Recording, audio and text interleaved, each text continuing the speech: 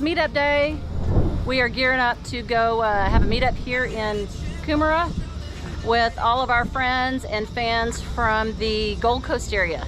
And we want to say a special thanks out to John and Sharon. Yeah. Who loaned us their car at the Stradbroke Flyer. They have the ferry service there that runs down to the Stradbroke Island. Wonderful family. Loaned us their car for a couple of weeks while we were here. Can't say thank you enough to those fine Australian people. Australians. Fine Australians. Are you geared up? You fired up? Ready to go? Yeah!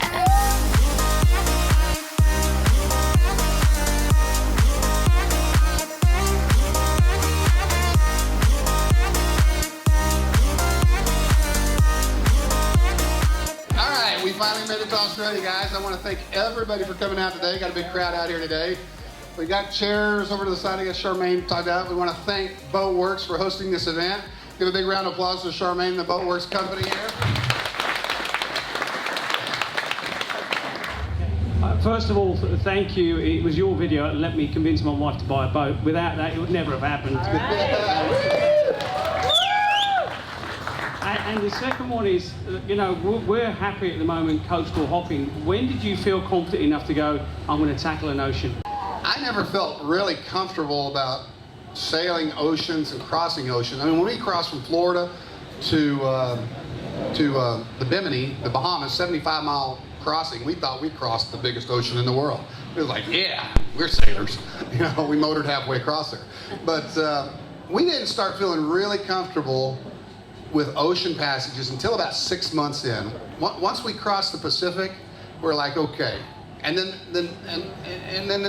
from then on, in the last 4.5 years, it's just gotten easier and easier and easier. And learning weather, like I always say, knowing weather, where to sail and when to sail is the most important thing. How to sail comes by doing it. Miles under the keel, hours and miles under the keel. The more you sail, sailing's pretty simple. It's not hard. It's not complicated. Anybody can do it. But knowing when to sail based on weather, where to sail based on navigating and charts, and so you don't damage your boat and stuff like that. Jack. Jack. Are you still dating Lilly? The amount of times I get this question online is ridiculous. No, it's been a year, almost 2 years. We broke up. And the reason we broke up is because after we met, you know, she flew out on the boat. It was excellent while it lasted, but then she flew back to her own boat, and whenever she did, we were still half a world away.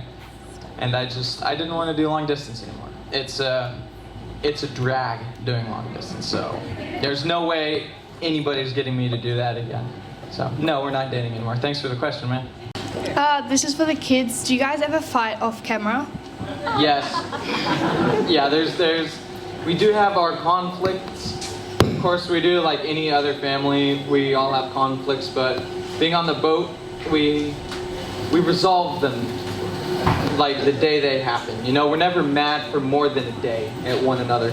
Usually it's over something really petty, like I want to play on the PlayStation, or, you know, something stupid like that.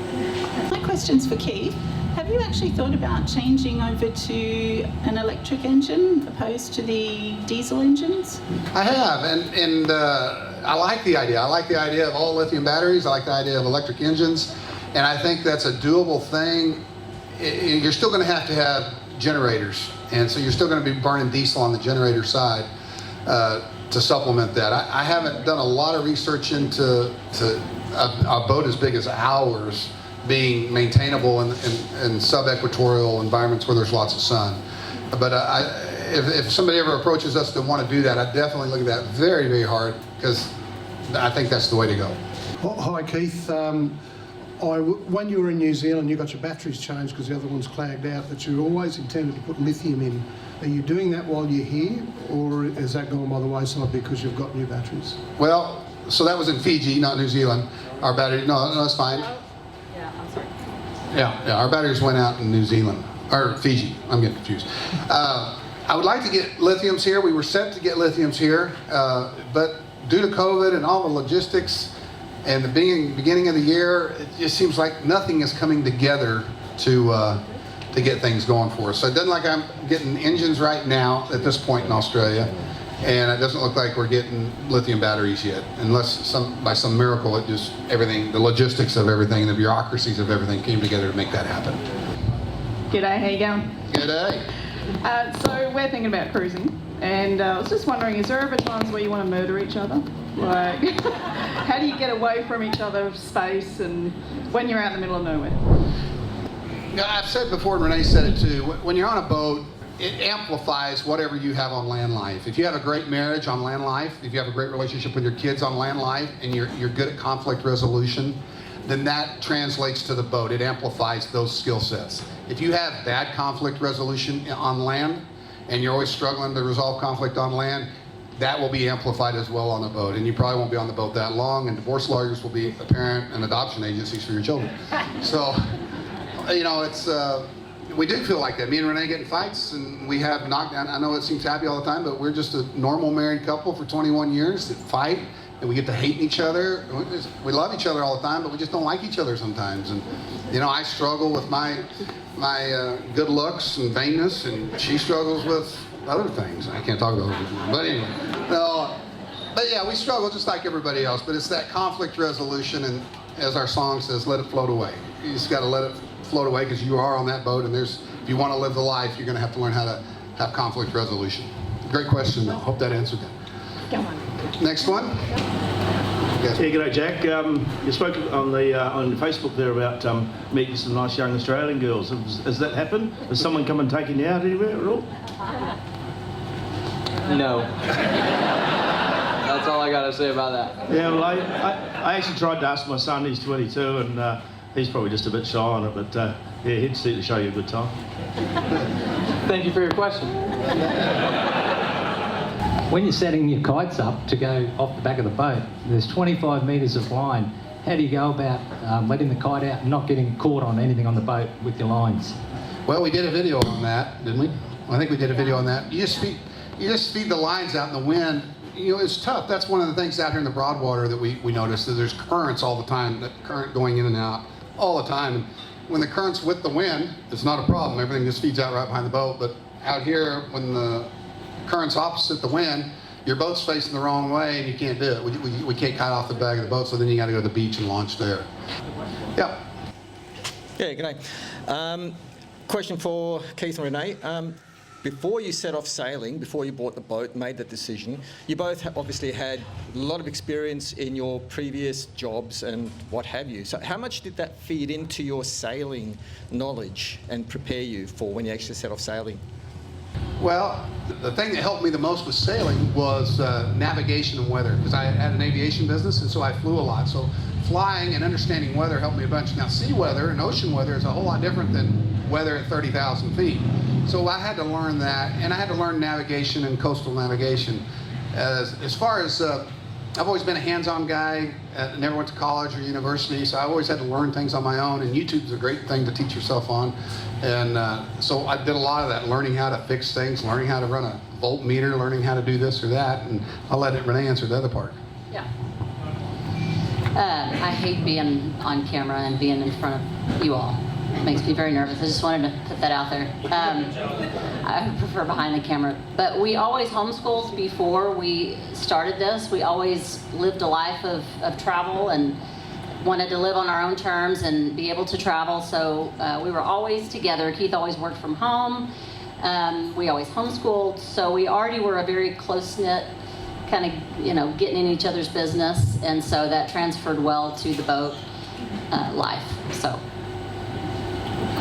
Thank you for that. Next question. Okay. Your life is in the public all the time. Tell us both the upside and the downside. So yeah, this has turned into a job. The YouTube thing has turned into a job, and obviously we are in the public eye a lot more, but it's not as much as you think, because it's only in sailing communities and in boating world. It's not like I'm Tom Cruise, you know. He's pretty close. He's like a brother. Anyway, no, it has changed the dynamics a little bit. We love doing these events. I love doing these events, as you can tell. I like talking to people. Renee gets nervous. When we're in event mode like this, it's fun. When we're doing boat shows or whatever we're doing, this is fun and exciting, and we really enjoy it. And I'll let the kids ask, what do you think, kid? How's YouTube public life treated you? Well, it's treated me good. It's a change being on camera like all the time because Mom films a lot. So you just got to get used to it, if that was the question. I like it. It's enabled a lot of opportunities for us. Love the people. Love you guys. What about you, Finn? Yes.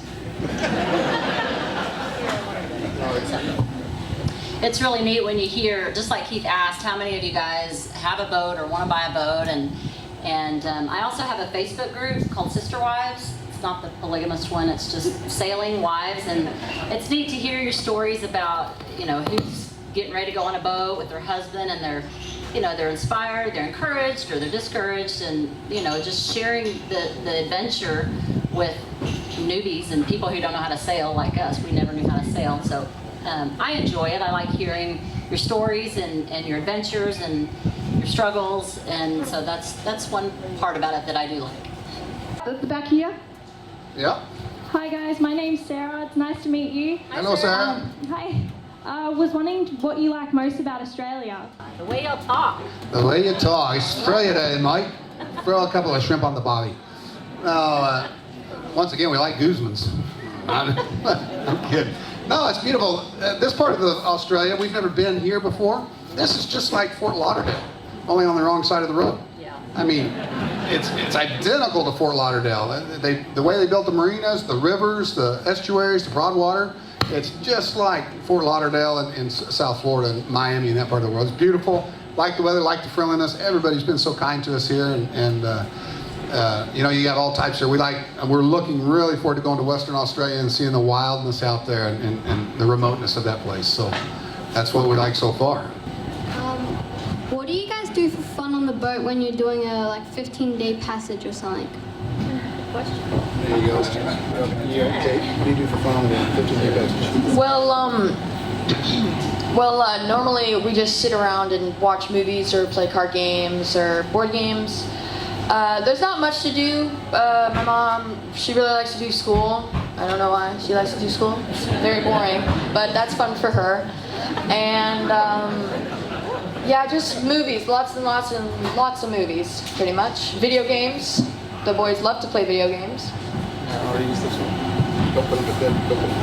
I'm a big fan of Minecraft. I'm sure some of you know. I never grew out of that stage. I still play on my laptop sometimes, and that's what I play. I got a super cool survival world going and everything, man. Same. And anyways, yeah, I play video games like Kate said, watch movies, read.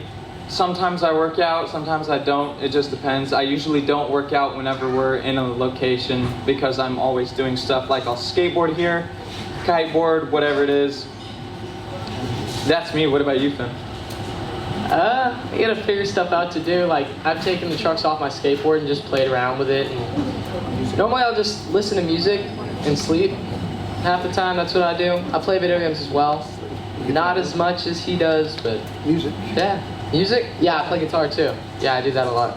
All right, guys. Once again, we want to thank everybody for coming out. We're going to be around here if you've got questions. Thank you. We've still got some shirts to sell. We didn't have a lot of Z gear. We didn't have a chance to have any of it made, but if y'all want pictures, just kind of form a line out here. Have your phone ready in the mode, and we'll get family photos, and then we'll be around to visit after we get all the photos done, and just hang out. And thank you all for coming out. We appreciate it.